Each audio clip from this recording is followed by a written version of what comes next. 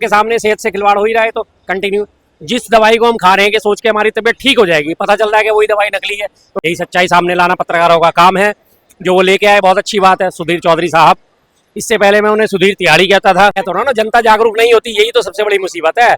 जब जनता जागरूक होनी शुरू हो जाएगी तो जनता के उखाड़ फेंकेगी इन्हें। पर जनता आजकल बहुत ज्यादा सुस्ती हो चुकी है। अगर बहुत ज्यादा विरोध होगा तो सोशल मीडिया पे विरोध हो जाएगा। कोई एक आधा कहीं किसी दिन प्रदर्शन आई। जनता को सबसे बड़ी अफीम चटा रखी है ना जनता। आज की डेट में बीजेपी की सपोर्टर जितनी भी जनता, उसको एक बहुत बड़ी अफीम चटा रखी है।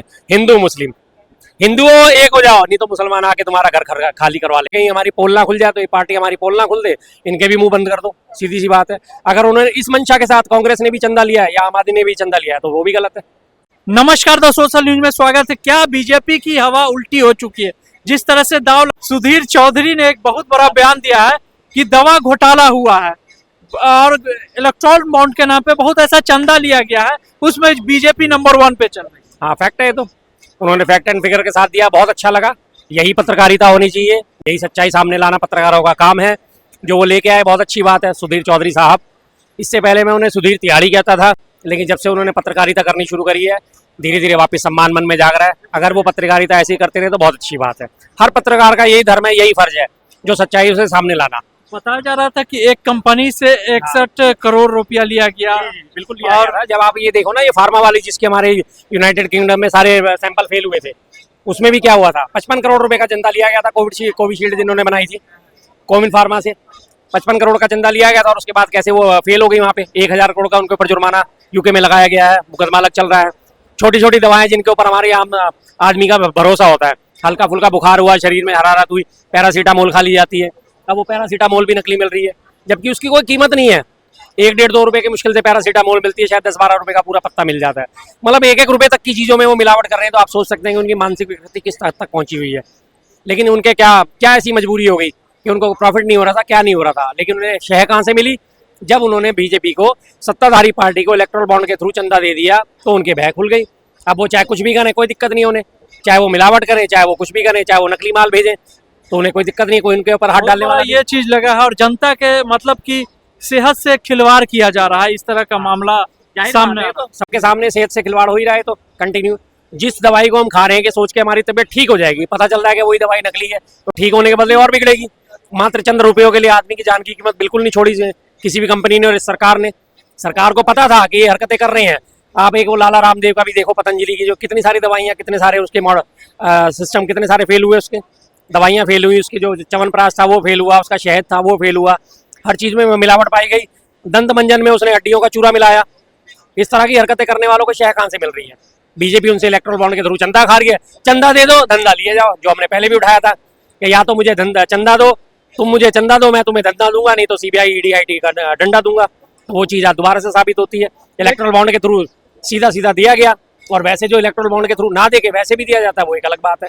लेकिन 5 करोड़ एक कंपनी से कांग्रेस भी ली और केजरीवाल के आप आदमी पार्टी भी 1 करोड़ ली और बीजेपी भी 51 करोड़ उसी पार्टी से। बिल्कुल ठीक बात है, कांग्रेस ने भी लिया। लेकिन क्या कांग्रेस जो है सत्ता में है?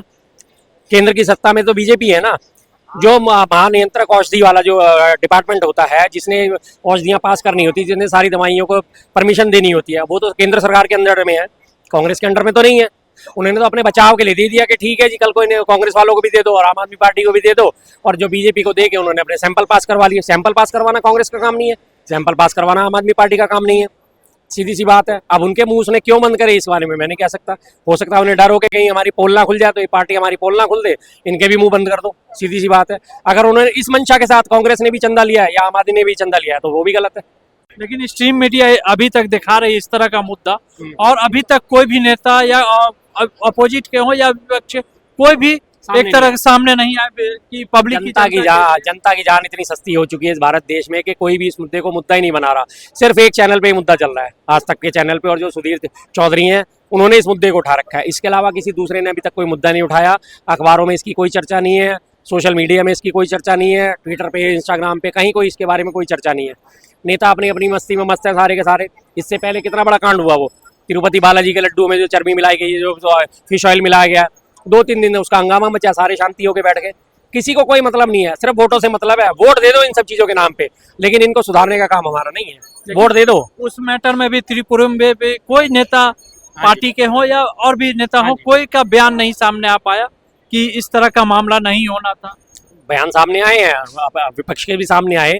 सत्ता पक्ष ने तो उस मामले को दबा ही दिया है। विपक्ष ने वहां लो उठाया कि उनके ऊपर जब उन्होंने पहले दिन उसने चलाया था, कौन से न्यूज चैनल ने, न्यूज 18 ने, कि कांग्रेस तिरुपति माला के जो लड्डुओं में मिलावट करने वाली कांग्रेस, जबकि लिखना चाहिए था वाईएसआर कांग्रेस। वाईएसआर कांग्रेस के साथ भी कांग्रेस जुड़ा होता है, लेकिन उसने लिखा सिर्फ कांग्रेस। तो उन्होंने उसका विरोध करा कि तुम हमें इसमें कैसे छीट रहे हो, हम तुम्हारे को कानूनी नोटिस भेजेंगे। तब जाके वो मामला शांत हुआ, लेकिन उसके बाद 2 दिन के अंदर अंदर दबा दिया गया। क्यों? क्योंकि सत्ताधारी इन्वॉल्व है। पिछली बार की जो जगनमोहन रेड्डी सरकार थी, उसने भी चंदा दिया था इलेक्ट्रल बॉन्ड के थ्रू, ये बीजेपी को चंदा दिया था, बीजेपी की सहायता से उसकी सरकार चल रही थी। इस बार की जो सरकार है आंध्र प्रदेश में, अपने नायडू साहब की, सभी जानते हैं नायडू साहब ने केंद्र में उनको दे रखा है समर्थन, तो उनके ऊपर कोई उंगली नहीं उठाएगा। हर जगह से अपनी अपनी राजनीति सेट करनी है, वोट नहीं खिसकने चाहिए बस, बाकी किसी का धर्म भ्रष्ट होता रहे। और सरकार ने उस पर पर्दा डाला, और उसके बाद इसी सरकार को दोबारा से लोगों ने चुन लिया, तो फिर सरकार तुम्हारी चिंता क्यों करेगी साहब? सरकार तो सत्ता में आ गई ना। अभी भी बहुत बड़ा घोटाला है दवाइयों का, लेकिन कोई जनता जागरूक नहीं हो पा रही है। जनता, मैं कहता हूँ ना, जनता जागरूक नहीं होती, यही तो सबसे बड़ी मुसीबत है। जब जनता जागरूक होनी शुरू हो जाएगी तो जनता के उखाड़ फेंकेगी नहीं। पर जनता आजकल बहुत ज्यादा सुस्ती हो चुकी है। अगर बहुत ज्यादा विरोध होगा तो सोशल मीडिया पे विरोध हो जाएगा, कोई एक आधा कहीं किसी दिन प्रदर्शन आयोजित हो जाएगा, उसके अलावा कुछ नहीं होने वाला। 2 दिन में उन्हें पता है कि 2 दिन हाय तौबा होगी। और ये सारे मैटर उठाने का काम किसका होता है? मीडिया का। मीडिया ने मैटर उठाना नहीं, क्योंकि मीडिया के मुंह में पहले ही मोती भर रखे हैं। तो मीडिया इस मसले को उठाए तो पता चले। जैसे मीडिया संदेश खाली उठाता है, जिस दिन खबर चली दूसरे दिन वो दबा दी गई, छुट्टी। जब मीडिया जब लोगों के दिमाग में भरेगी तभी तो लोग आंदोलित होंगे। मीडिया एक दिन चला के खबर दूसरे दिन दबा देती है, तीसरे दिन लोग भी अपने नई खबर उनके सामने आ जाती है। पिछला पन्ना पलट गया, जैसे अखबार होता है ना, फ्रंट पेज की हेडलाइन पड़ी, पन्ना पलट दिया, दूसरी खबर आ गई, तीसरा पलट दिया, अगले दिन वो अखबार कूड़े के ढेर में पड़ा हुआ है, खत्म हो गई कहानी बस। लेकिन क्या ये इस तरह का मुद्दा जब से बीजेपी आई है तब से हो रहा, या कांग्रेस के टाइम में भी इस तरह का मुद्दा होता? कांग्रेस के टाइम में मैंने कम से कम, जहां तक मुझे याददाश्त में जोर डालता हूँ, दवाओं में मिलावट नहीं होती थी। कम से कम दवाओं में ऐसे मिलावट वाले काम ऐसे तो नहीं होते थे। महंगी होती थी दवाइयाँ, ठीक है जी, महंगाई के आरोप लगते थे, सब कुछ होते थे, लेकिन नकली दवाएं नहीं मिलती थी, और वो भी सरकारी तौर पे, कंपनियों के तौर पे।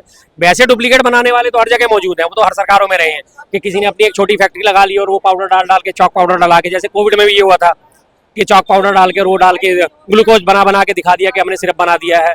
छोटे छोटे बड़े सारे अपराधी किस्म के लोग थे, उन्होंने इस तरह से हरकतें करी थी। तो वो तो छोटे मोटे लोग तक नहीं, लेकिन प्रॉपर कंपनी के हिसाब से, मेरी याददाश्त के हिसाब से मुझे याद नहीं पड़ता। लेकिन जब से बीजेपी आई है कुछ ना कुछ मुद्दा लेकर मेडिकल जनता की से जनता शांत है, इस वजह से भी मुद्दे आ रहे हैं। देखो, जनता को सबसे बड़ी अफीम चटा रखी है ना। जनता आज की डेट में, बीजेपी की सपोर्टर जितनी भी जनता, उसको एक बहुत बड़ी अफीम चटा रखी है। हिंदू मुस्लिम, हिंदुओं एक हो जाओ, नहीं तो मुसलमान आके तुम्हारा घर खाली करवा लेंगे। हिंदुओं एक हो जाओ, नहीं तो मुसलमान जिहाद कर देंगे। हिंदुओं एक हो जाओ, बटोगे तो कटोगे। हिंदुओं एक हो जाओ, बट गए तो कट जाओगे। उनके आगे सब चीजें फेल हैं। हर आदमी को दिखता है, अरे हाँ, हिंदू मुसलमान, वो धर्म की अफीम चाट के और मस्त होके सोच के बैठ जाता है। फिर उसे ना टूटी सड़क से लेना देना, ना उसे नकली दवाइयों से लेना देना। उसके बाद मेरी उनसे मुलाकात हुई, मैंने कहा भाई तुम्हारे तो वो भी मारे गए, अभी भी बीजेपी को वोट। बीजेपी की इसमें क्या गलती है? मैं कहा तुम्हारे अस्पतालों में तुम्हारे को इलाज नहीं मिला, तुम्हारे लोकल इलाके में तुम्हारे को इलाज नहीं मिला, तुम मेरठ लेके गए, वहां तुम्हारे को बेड नहीं मिला, तुम गाजियाबाद लेके गए, वहां तुम्हारे को बेड, बागपत बड़ौद में रहने वाले लोग हैं वो। मैंने कहा दिल्ली लेके आया तो तुम्हें बैठ नहीं मिला। सरकार की तुम्हें विफलता कहीं नहीं दिखाई दी कि इसमें सरकार क्या करी जी, इसमें तो बहुत सारे लोगों का जब मारे गए तो क्या मारे गए, उसमें क्या करे, हमारे भी चले गए। जब ऐसे लोग मौजूद होंगे तो सरकार की हिम्मत तो अपने आप बढ़ेगी। जी का कहते तुम घट्टा पाड़ लोगे, क्या कर लोगे? बाबा जी की पूछ पाड़ लोगे? फिर तुम कुछ नहीं कर पाओगे। जब जनता खुद तैयार है मरने के लिए, खपने के लिए, तो फिर जनता नेता को क्या फर्क पड़ेगा? फिर उस बाबा के ऊपर क्या कोई FIR हुई?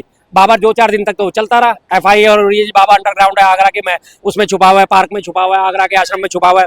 3 दिन के बाद वो मामला खत्म, कहानी खत्म, भूल जाते। तो जो उनके ऊपर धर्म की अफीम चटा दी गई है, उसकी जब तक अफीम का नशा नहीं उतरेगा, जनता जागेगी नहीं।